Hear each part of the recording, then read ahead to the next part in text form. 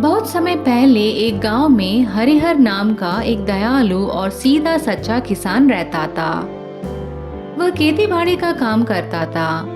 वह पूरा दिन अपने खेत में जी तोड़ मेहनत करता था और शाम का समय ईश्वर की प्रार्थना में बिताता। जीवन में उसकी मात्र एक इच्छा थी। वह उडुपी के मंदिर में भगवान श्री कृष्ण के दर्शन करना चाहता था।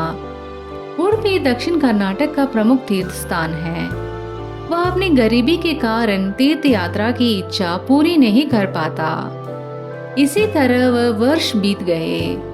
समय के साथ साथ हरिहर की आर्थिक स्थिति भी सुधरती गई।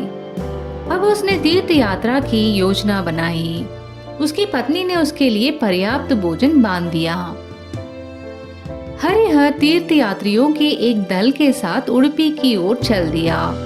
मार्ग में उसे एक स्थान पर एक बूढ़ा आदमी मिला।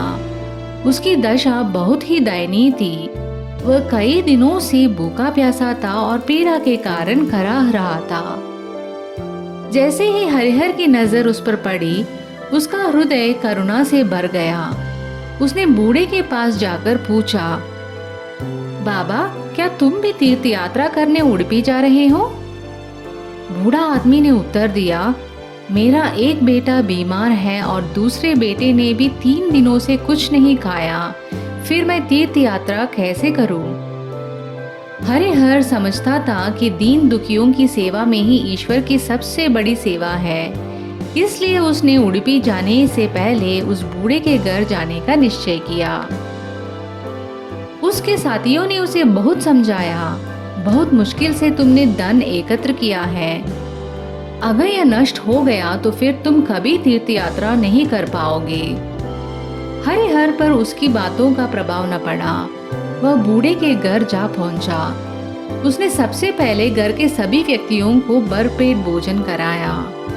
फिर वह बीमार बच्चे के लिए दवा ले आया।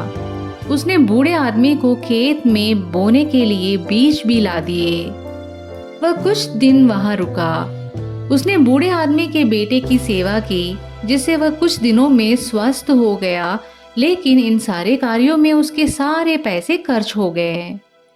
अब उसने अपनी तीर्थ यात्रा बीच में ही छोड़कर वापस घर लौटने का निश्चय किया। उसे उडुपी न जाने का बिल्कुल भी दुख न था, क्योंकि वह जानता था कि उसने अपना सारा धन दीन दुखियों की सेवा में खर्च किया था। घर पहुंचकर उसने अपनी पत्नी को सारी बातें बता दी।